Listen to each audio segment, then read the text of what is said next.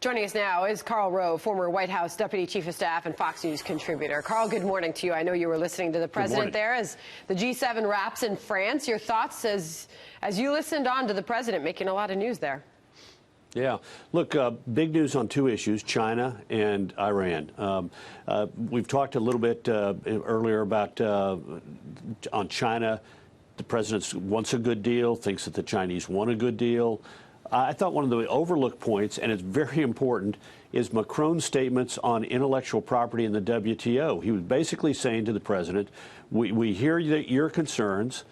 We share your concerns about the Chinese stealing intellectual property, and we are ready to work with you to make certain that they abide by international norms through the WTO. I hope the president heard that and takes him up on that, because we do have a huge problem with China stealing our technology, and it is better if the world says to China, stop it, than just have the United States do it. And Macron today signaled that the other leaders of the G7 were willing to stand by the president to modernize the World Trade Organization rules on intellectual property to explicitly end the Chinese practices. I thought that was a very important moment, maybe overlooked a little bit by the focus on the Chinese. The markets have responded positively to the overnight news from China and to the president's news conference. The market is up about 185 points when I last looked. Of course, that's down. We dropped 600 points on Friday, but we're back up now about 180 points, and that's good news. But Karl, as you well know, I mean, China was admitted to the World Trade Organization with this sort of worldwide belief that they would behave themselves and they would conduct themselves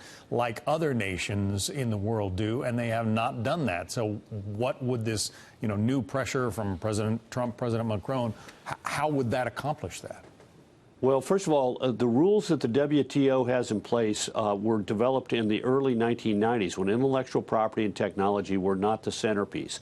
The Chinese began to do their forced technology transfers in the late part of the first decade of the century, and really have gotten this thing going in the last 7 or 8 years, where they basically say if you're a U.S. company and you want to sell in China, you have to have a Chinese partner. The Chinese partner has, in essence, an unlimited license to your technology.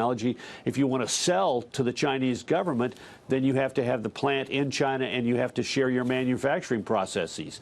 Now, there are not really good rules at the WTO regarding this because this is a new practice.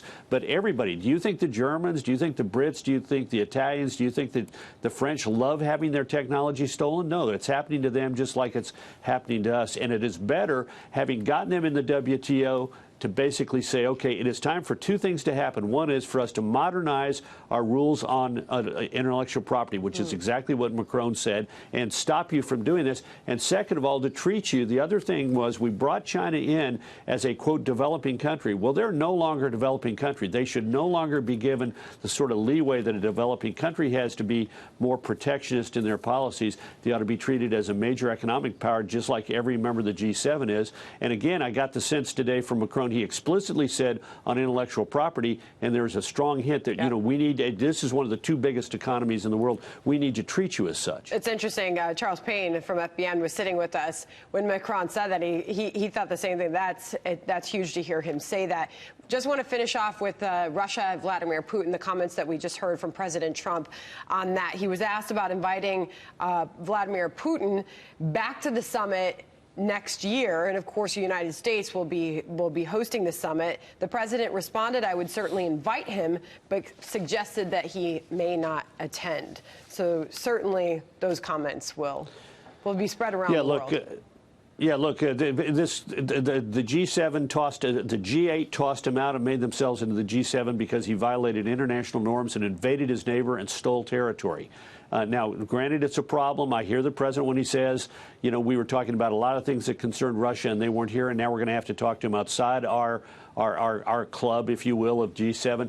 On the other hand, I think it'd be terrible for the president politically to invite them next year to particularly if it's at his club in Doral, to come to the G7 and make it the G8 again over, first of all, the opposition of his partners, and second of all, in the middle of a presidential election year. This is a controversy. The president does not need to be defending Vladimir Putin in 2000, particularly over being ejected from the G8, over his invasion and illegal usurpation of Crimea. Just doesn't need it in the middle of a presidential election.